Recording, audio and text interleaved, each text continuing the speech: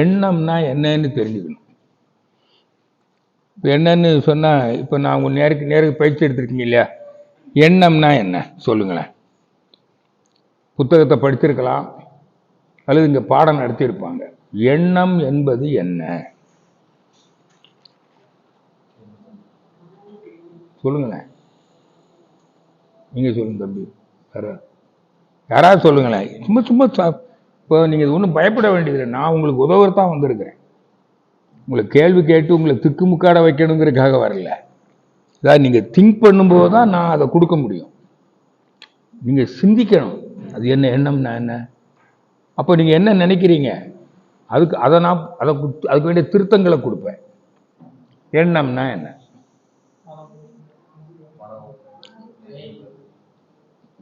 எண்ணம் ஆராய்தல் பாடம் படிச்சீங்களா? புக்கை படிச்சீங்களா? எண்ணம் ஆராய்தல் அகத்தாய்வு, முதல் நிலை அகத்தாய்வு புக்கு வாங்கியிருக்கீங்களா? முதல்ல இதை வாங்கணும். புரிஞ்சுதுங்களா? யாரு அம்மா? எண்ணம் முதல் நிலை அகத்தாய்வு புத்தகம் கையில் இருக்க வேண்டும். அது இல்லாம முதல்நிலை அகத்தாய்வு நடத்துறது சரியாக இருக்காது. இப்போ புரியுதா உங்களுக்கு? அப்போதான் இப்போ நம்ம பள்ளி கல்லூரியில் படிச்சிருக்கிறோம். முதல்ல புத்தகம் வாங்குறோமா இல்லையா?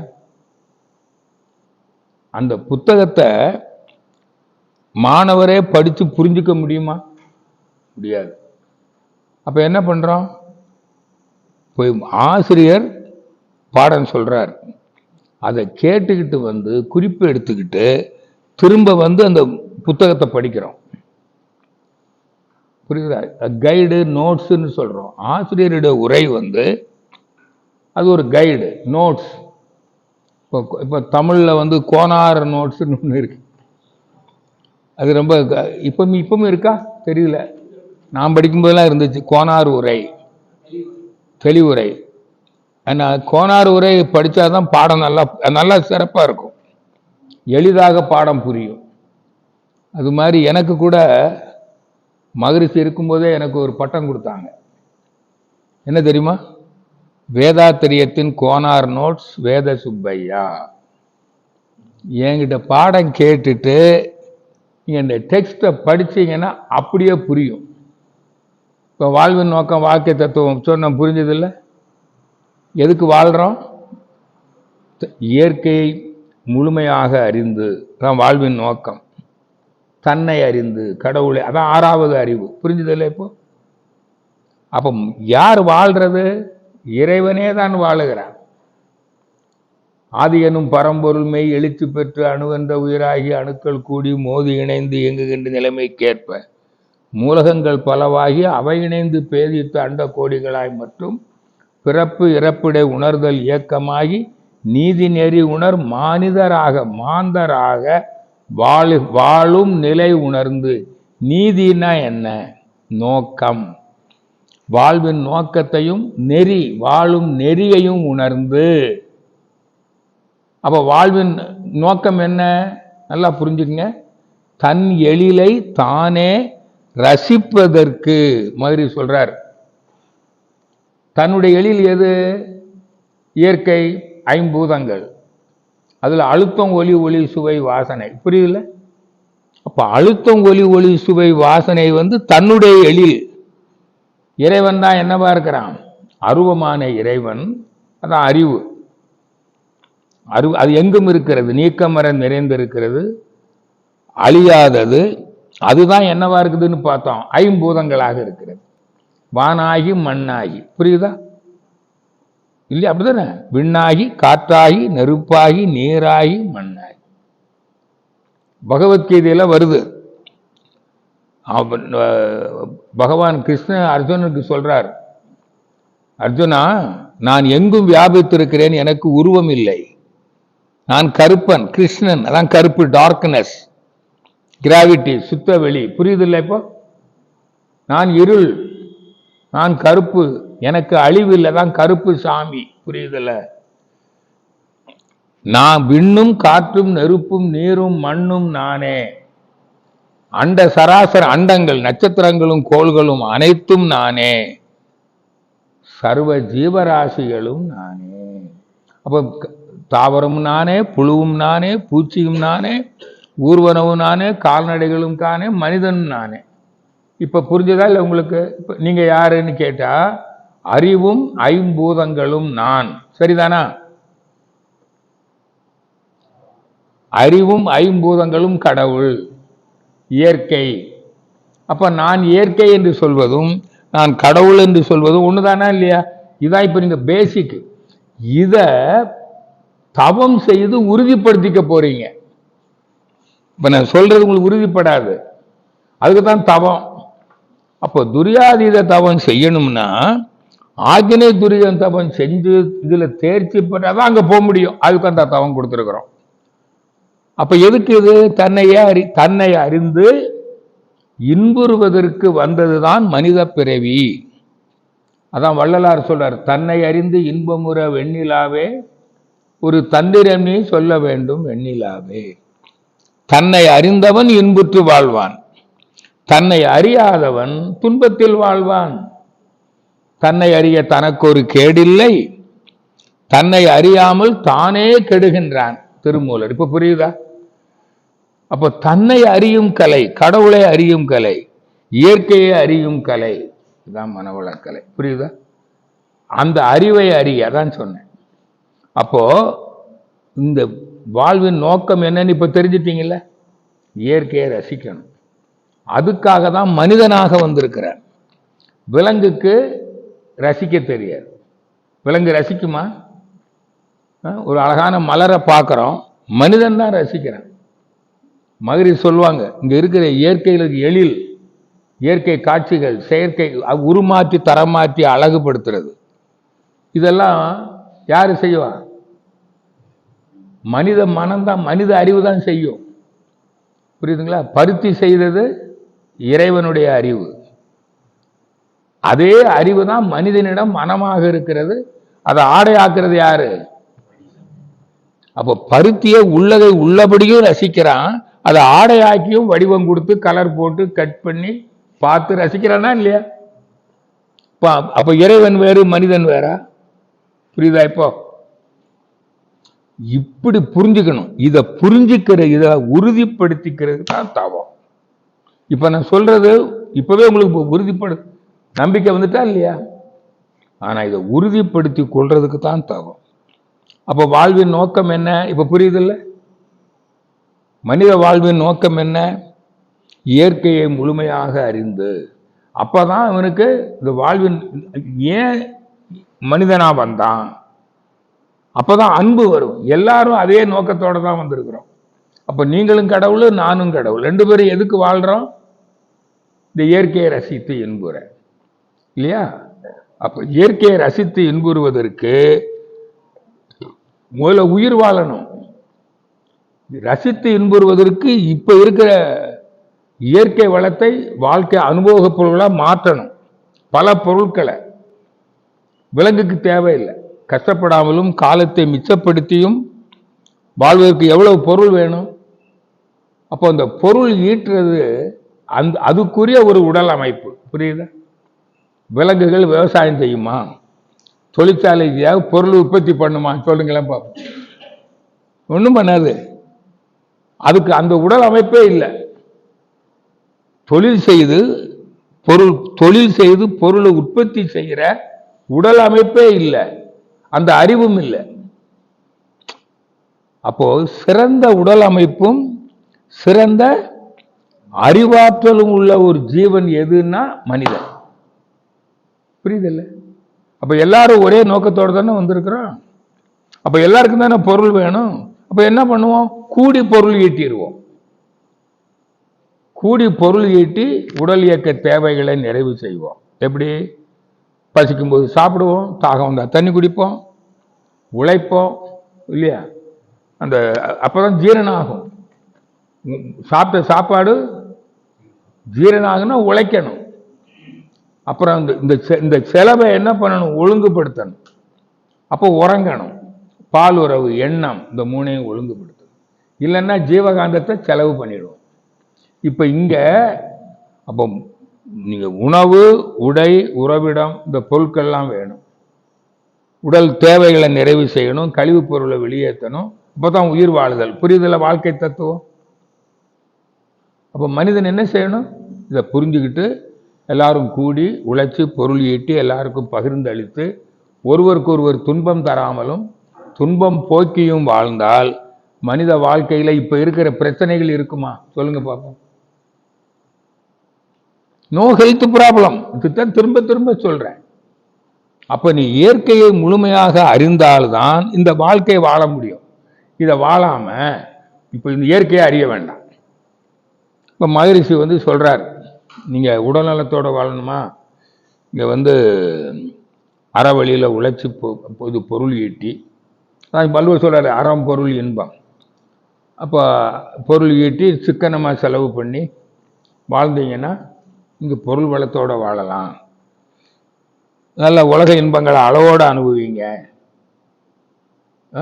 நோய் இல்லாமல் வாழலாம். அப்படிதானே?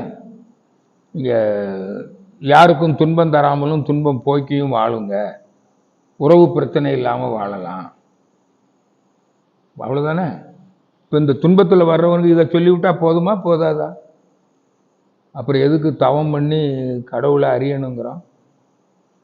இதை அறிஞ்சாதான் உனக்கு என்ன வரும்? நம்ம எல்லாரும் ஒரே நோக்கத்தோட வந்திருக்கோங்கிறது புரியும், அன்பு மலரும். புரியுதா? அப்பதான் இந்த உடல் நலம், உடல் எப்படி கெடுது, உடல்னா என்ன, உடல் நோயின்னா என்ன, அப்பதான் புரியும். இப்போ ஜீவகாந்த தெய்வம்தான் ஐம்பூதங்களாகி ஜீவகாந்தமாக இருக்குதுங்கிறத தெரிஞ்சுக்கிட்டா தான் நீ ஐம்பூதங்களையும் ஜீவகாந்த சக்தியையும் உடம்புல சீராக பராமரிக்கிறதுக்கு என்ன பண்ணுவ? பசிக்கும்போது சாப்பிடுவ, தாகம் வந்தா தண்ணி குடிப்ப, உழைப்ப, உறக்கம், பால் உறவு எண்ணத்தை ஒழுங்குபடுத்துவ, இல்லைன்னா பண்ண மாட்டேன். அப்போ இதை தெரிஞ்சுக்கிட்ட பிறகு நீ இதுக்கு முன்னால கடவுள்கிட்ட போய் வேண்டணும்ல, நீ வேண்டுவானா? இப்போ புரியுதா? அதுக்கு தான் இந்த காரியம். அப்போ எல்லாருக்கும் புரிஞ்சு போச்சு வாழ்வின் நோக்கம், வாழ்க்கை தத்துவம் சொல்லிட்டேன். எண்ணம்னா என்னன்னு எண்ணம்ங்கிறது என்னன்னு சொல்றேன் கேளுங்க. நம்ம எத்தனையோ செயல் செய்கிறோம் இல்லையா? பொருள் ஈட்ட செய்தல், பொருள் இன்பங்களை துய்த்தல், பிறருக்கு உதவுதல், எத்தனையோ செயல் செய்கிறோம். உடலை பராமரித்தல், இந்த அத்தனை செயல்களும் எண்ணமும் செயலும். இப்போ நான் இப்போ பிரபாகரன்கிட்ட ஒத்துக்கிட்டேன், செல்வராஜ் கூப்பிட்டாரு, நானும் ஓகேன்னு சொல்லிட்டேன், டைரியில நோட் பண்ணியாச்சு. இது ஒரு எண்ணம். என்ன வருது? இங்க அனுபவ பதிவு இங்க வந்தாச்சு. 10ஆம் தேதி ஊத்துக்குழி. இந்த பதிவு இது என்ன பண்ணியிருக்கோம்? நம்முடைய அனுபவ பதிவு கேட்டு, அவர் சொன்னதை கேட்டு நான் என்ன செய்யணுங்கிறத முடிவு பண்ணிட்டேன். அப்போ அங்க ஒரு பதிவு ஏற்படுது. இது புலன் அனுபவ பதிவு. காது வழியா கேட்டேன், ஊத்துக்குழி வரணும்னு சொல்லிட்டேன். இப்போ இந்த கேட்டு நான் ஒரு முடிவு பண்ணல, அந்த எண்ணம் இருக்கு இல்லையா, கரெக்ட் போகணும், இந்த எண்ணமே அங்க பதியுதா பதியலையா? எங்க பதிஞ்சிருக்குது? மனசுல. அப்ப அது திரும்ப நினைவுக்கு வருதா வரலையா? 10ஆம் தேதி போகணும், 10ஆம் தேதி போகணும். யாரோ ஒருத்தர் ஞாயிற்றுக்கிழமை இங்கே வேற ஒரு வேலை இருக்கு வர்றீங்களா? ஓ இல்லை நான் ஊத்துக்குழி போகணும். அப்போ அந்த பதிவு, அதாவது புலன் அனுபவ பதிவு நம் மனதில் பதிந்து, மனதில்னா எது? ஜீவகாந்தம். சிவகாந்தம் தானே ஓசையா வருது. அந்த ஓசையில தானே அவர் பேசினாரு, நானும் சரின்னு சொன்னேன். அப்ப இது ஒரு செயல் பதிவு. புரியல? அவர் சொன்னதை கேட்டேன்ல, இது செயல் பதிவு பதிஞ்சிருக்கு, திரும்ப நினைவுக்கு வருது. புரியுதா? இதே மாதிரி நீங்க இப்ப சாப்பிட்டீங்க, சாப்பிட்ட செயல், நேற்று சாப்பிட்டது, காலையில சாப்பிட்டது, இதுக்கு முன்னாலே சாப்பிட்டது, எப்பப்போ எதேதோ சாப்பிட்டது உங்களுக்கு நினைவுக்கு வருதா வரலையா? சும்மா உட்கார்ந்துருங்க, எதையோ வரும். நீங்க செஞ்ச செயல்கள்லாம் வரும். என்னைக்கோ குற்றாலத்தில் போய் குளிச்சிருப்பீங்க, அது ஞாபகத்துக்கு வரும். எங்க போனீங்க, யாரை பார்த்தீங்க, நீங்கள் எண்ணிய எண்ணம், செய்த செயல், அந்த செயல்களுடைய செயல்ல பெற்ற அனுபவம், எண்ணமும் செயலும், செயல் விளைவு பதிவும் மீண்டும் நினைவுக்கு வருகிறது அல்லவா, இதுதான் எண்ணம். இப்ப சொல்லுங்க, எண்ணம்னா என்ன தெரியுங்களா? புலன் அனுபவ பதிவின் பிரதிபலிப்பே எண்ணம். எழுதுங்க.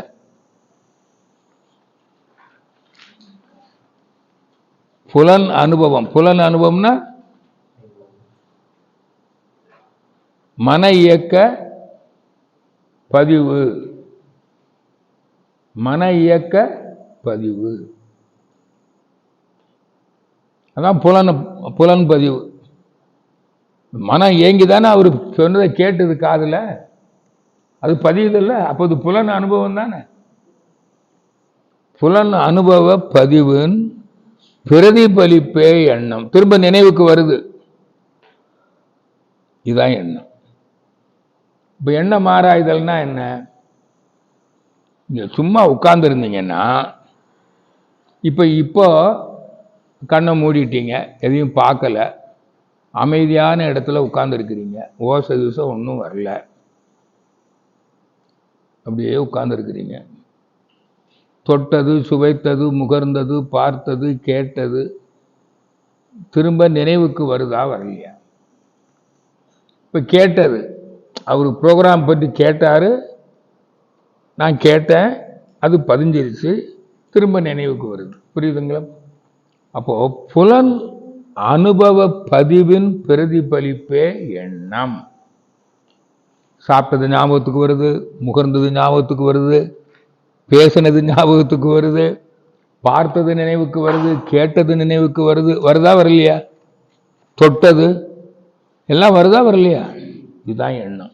இப்போ இதில் யாருக்காவது ஐயா இருக்கா? இப்போ சொல்லுங்க, எண்ணம்னா என்ன? இப்போ எங்கே வேணாலும் சொல்லிடுவீங்களா? போய் சொல்லிடுவீங்களா? என்ன சொல்வீங்க?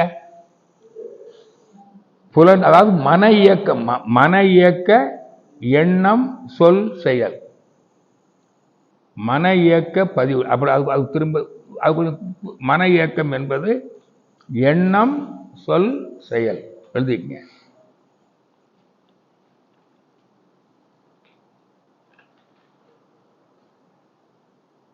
எண்ணம், சொல், செயல் ஆகிய மன இயக்க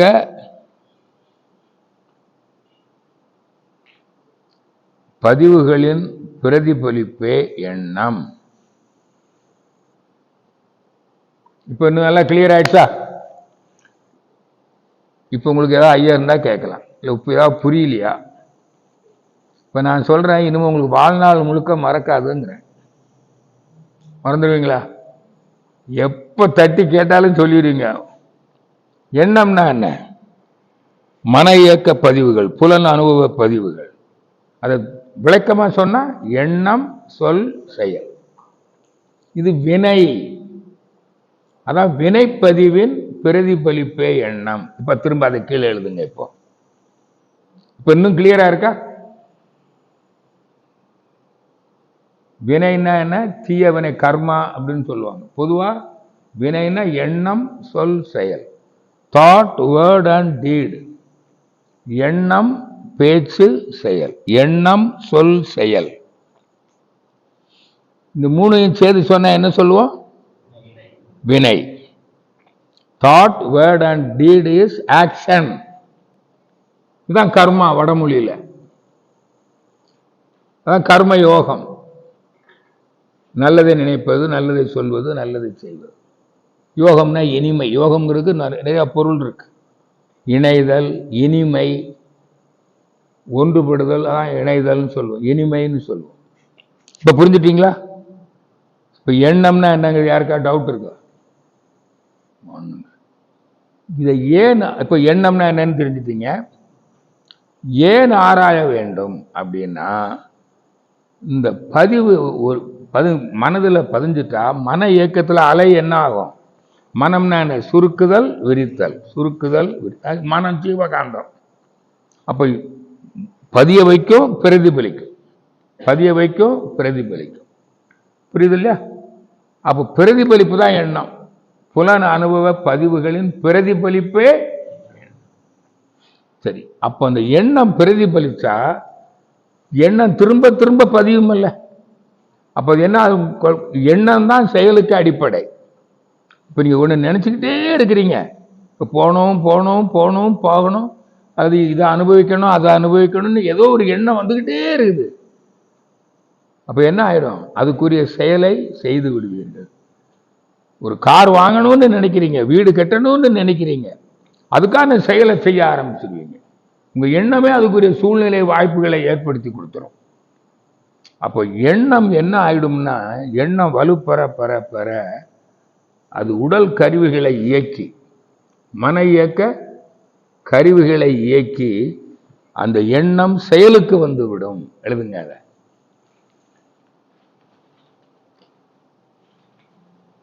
எண்ணம் பிரதிபலிக்கும் போது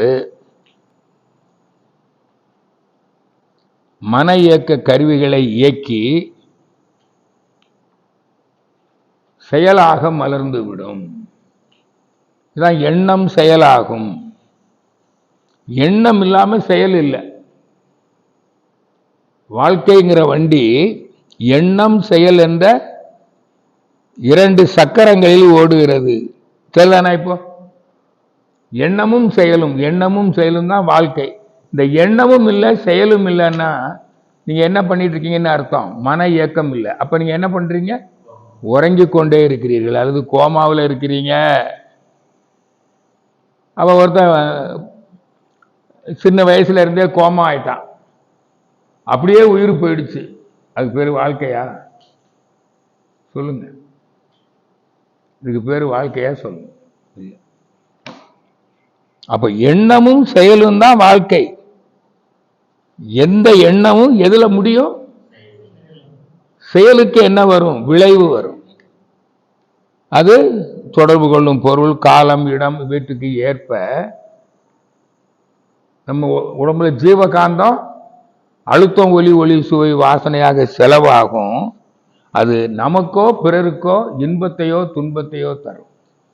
ஒரு அளவுக்கு மேல, இந்த உடல் தாங்குற அளவுக்கு மேல இந்த மன இயக்கத்துல ஜீவகாந்தத்தை செலவு பண்ணிட்டீங்கன்னா இங்க இருப்பு குறைஞ்சு என்ன வரும், நோய் வரும். அது அளவோட செலவு பண்ணா இங்க துன்பம் இல்லை. அப்ப அதுக்கு என்ன பேரு, இன்பம். அதே போல நீ பிறருக்கு துன்பத்தை கொடுத்துட்ட, அப்ப உனக்கு என்ன வந்துடும், துன்பம் வந்துடும். அப்போ பிறருக்கு துன்பம் தராது இருந்தா உனக்கும் துன்பம் வராது. அப்போ நீ எந்த ஒரு செயலிலும் எனக்கோ பிறருக்கோ துன்பம் வருமா, இதான் விளைவு என்று ஆராயணும்.